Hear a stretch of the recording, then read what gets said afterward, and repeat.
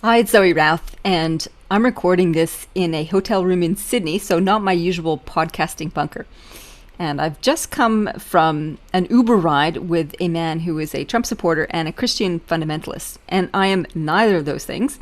And I wanted to share with you what I learned as a result. So let's get into it. Welcome to the Zoe Routh Leadership Podcast, where we share all things people stuff in leadership. Learn from leaders who have done the hard yards and learn from experience. Hear from expert authors about the latest insights from culture to strategy and messy people dynamics. Get tips and insights from multiple award-winning author and leadership expert herself, Zoe Routh. Now, on with the show. So we were in the car for half an hour on the way out to do a video recording, a promotion for my latest book, People Stuff. And as you do with a stranger in a car for half an hour, you have conversations. And we talked about COVID-19, its impact on business. We talked about my relatives in Canada and the US and how they're suffering. And we got onto the topic of politics in the US. Awesome topic. And my driver shared his point of view. And he talked about being a Trump supporter. And he said, and this is where my ears picked up and dialed in. He talked about being a Trump supporter. And he said, now the man's character and morals, I don't go in for. But he said, I really value his work ethic. I value his principles and what he was trying to achieve in the work that he was doing. And he felt that Trump copped a lot of criticism for his behavior and not necessarily his outcomes. So the point what struck me was not necessarily whether I agreed with him about Trump and some of the principles and discussions, conversation pieces, I disagreed with him. It wasn't that. It got me questioning and thinking about a couple of things. One was this man's ability to separate the man from the message, to separate Trump, the character, from the message and the outcome. And I thought about this, and it's like, can we do that? And should we do that? It has come up a lot, that whole theme around, can we separate the artist from the art? And we've had lots of artists who have been condemned in their personal world for the choices that they've made, and rightfully so, for being pedophiles or sex abusers, etc.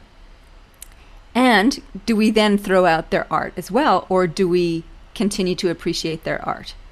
I think it's a really interesting question. Can we actually separate out the two, the man from the message, the art from the artist?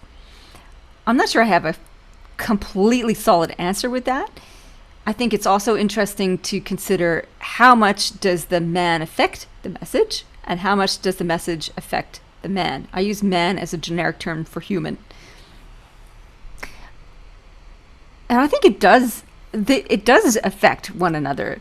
Who we are as humans definitely affects the message that we give. And I think the message that we give is a reflection of who we are potentially, or at least something that we aspire to be. And I think also that we can take a message, regardless of its origin, and appreciate that in and of itself. I think we need to be able to distinguish these things. And I think it's an important thing to just press pause whenever we feel like we're jumping into judgment around something, to ask ourselves, is it because of the human that's delivering this message that I dislike the message? And conversely, is it because of the message that I like the human, or I'm willing to forgive the human for their behavior? I think this is really important leadership practice. And I think this is a good introduction to what I want to do in this podcast episode, which is review and summarize some of the insights we've had from amazing series of guests over this past season. And our theme is about developing other leaders. And as I look back across all the guests we've had 10 of them, authors and leaders, and a couple of book reviews as well. What are the common themes that have emerged under this topic of developing other leaders? Is really quite fascinating. So I'm just looking over my notes. I'm recording this on video in case you're watching this or listening to this as a podcast. So there's a couple of things going on at the moment. Okay, one of the key insights I got across all of the interviewees as a general point is that leadership is an inside job first, that we need to do deep work on ourselves. We really need to understand ourselves extremely well if we are to show up and be in best service to others and our purpose. So we need to have an understanding of what our foibles are, what our strengths are, what kind of our preferences are, because those will color and flavor the work that we do in an organization. We cannot be blind to those things. They will taint everything that we do because we will have a particular inclination to develop a culture in a particular way or to have a different management structure in a particular way because of our own internal preferences. So leadership being an inside job first is my key takeaway. Another one is leadership is an embodied practice. What I mean by that is our physical entity has a huge impact on our emotions, therefore on the energy that we put out into the world. And if we're not intentional about how we manage our physicality, in particular our presence, then we show up willy-nilly with the people around us, and that can have a detrimental or a positive effect. I think when we're intentional about it, when we start to master our physiology through breath work, through posture, through energy management in terms of rest and diet and exercise, then we can bring the best energetic force to play in our leadership roles. And we have a moral responsibility to do that, as well as a influence imperative to do that. So the better we show up, the better we can be as leaders, and the better we will be received by the people that we work with. So that's insight number 2. Leadership is an embodied practice. And the third thing is, and this is a paradox, we need rigorous introspection and forensic focus on others. So we need to both look deeply at ourselves as well as focus deeply on others. And it's the tension between the two that we need to manage carefully. If we have too much introspection, we become, navel gazers, and we can get paralyzed by the fears and trepidations that we discover there, or paradoxic, or alternatively, become narcissistic and too obsessed with our own self-improvement or our own leadership journey. So we need to make sure that we do this rigorous introspection piece without defaulting to either being a tyrant or a weakling. Ooh, terrible word. Tyrant or self-obsessed, let's put it that way. As well as focusing obsessively on others, but not to the point where we become martyrs and we give up ourselves. So it's a lovely paradox that we need to balance. So those are some of the key insights I gathered from this fabulous series over this particular season. I just wanted to single out a couple of interesting experiences along the way. Things that made me go, during this season. And the first one is the interview with Matt Casey, whose concept of throw out the rules of management, give it all up, stop having daily meetings, stop having performance reviews, stop ranking people, get people to rank themselves, get people to self-manage, was basically the moment for me. I'm like, does this really work? What is the impact on the people around you? And is it possible for people to embrace this? So the answers I'm coming to discover as I think and read about this, and I read Jacob Morgan's latest book, The Future of Work, which is a very good book, actually. It took me ages to get around to it, but I quite like it.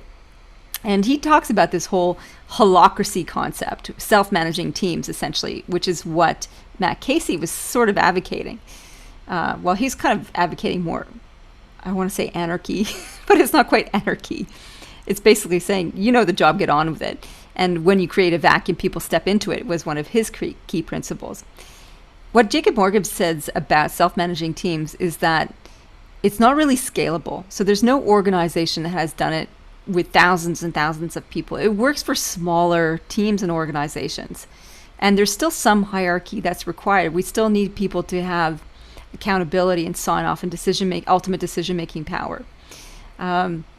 Does it work? My thinking on this is that if you ask people to self-manage, they need to have a certain level of leadership maturity and a certain particular skill level in order to do that.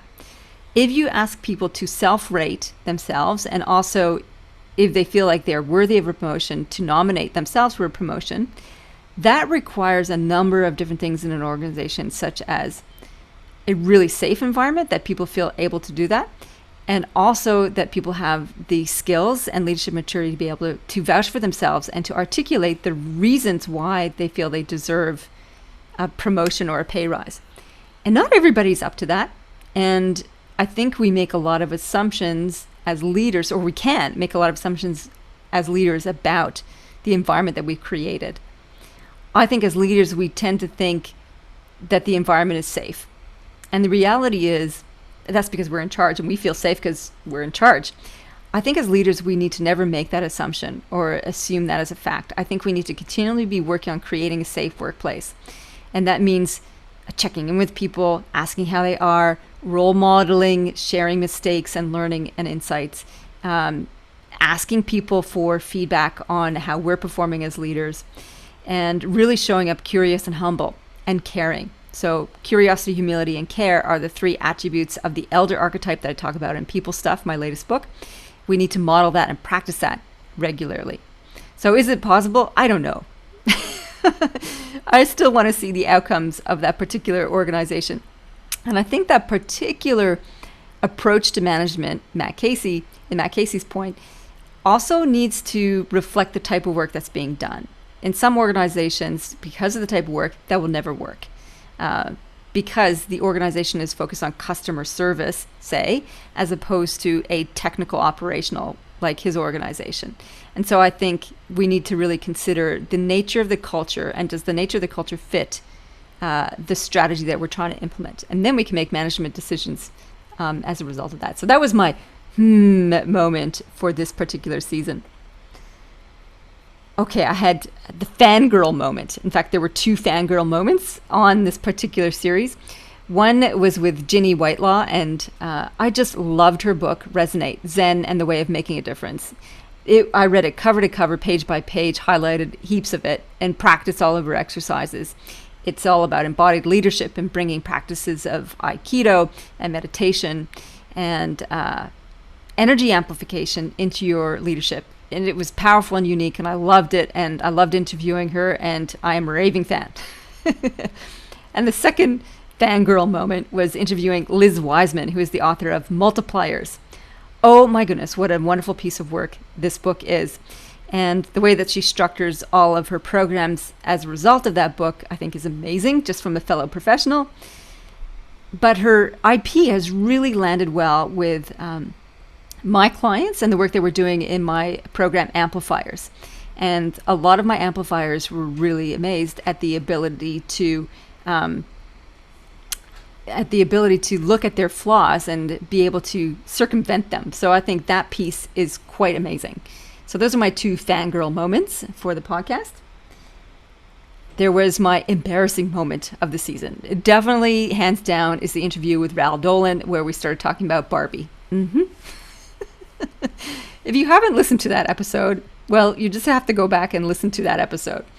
She's great from a storytelling point of view, and that was quite an embarrassing moment. I was blushing a lot, as I quite often do on the podcast in some of the interviews, but you can't necessarily see it because I don't always film them by video like on this one.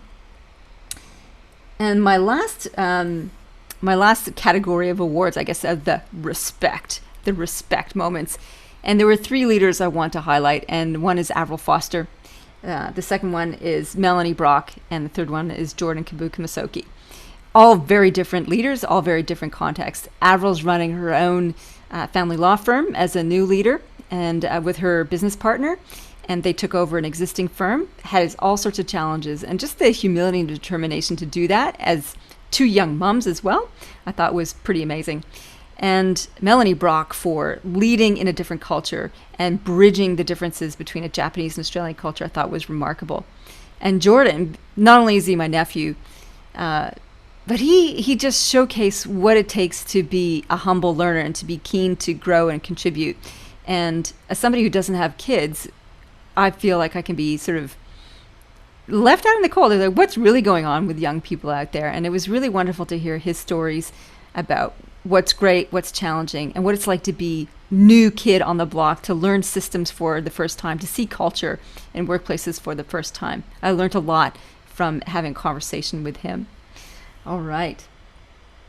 Okay, what else we got? Oh, well, that's it for the summary for this particular season. Our next season's theme is leading in complexity. And there are some amazing interviews that we've got coming up around different topics around this. Really mind-challenging interviews, great new concepts, great new authors to share with you. I'm pretty super excited by that. And lastly, Amplifiers. Amplifiers is going strong. I'm on a mission to grow this community, and it's for CEOs, managing directors who want to have more influence and impact so that you can create bigger and better results year after year. We have a Canberra-based community as well as a virtual community, and from all sorts of different leaders from all sorts of different sectors, from construction to professional services to agriculture. You got it. And the diversity is what brings such richness to the program. So you can have conversations from people from all sorts of different places. You discover that there's common themes, and you can learn how each leader has approached things in a different way. So that is my invitation to you. If that's you, if you want to be part of such a great community, join us. Have a look at the program. See if it's right for you. Let's have a conversation. I can get to know you and see if it is something that can be of service in your leadership development. I would love to meet you and work with you if you are a big thinker with a big heart who wants to make a big difference. All right, that's it from me this time round. I hope you are having a spectacular day wherever you are listening to this. And if you're loving the podcast, I would love it if you gave us a little bit of karma and gave us a thumbs up, a rating, or a review. In the meantime, live well, lead well. You've been listening to the Zoe Routh Leadership Podcast with leadership expert Zoe Routh. For more about people stuff and to contact Zoe, go to zoerouth.com.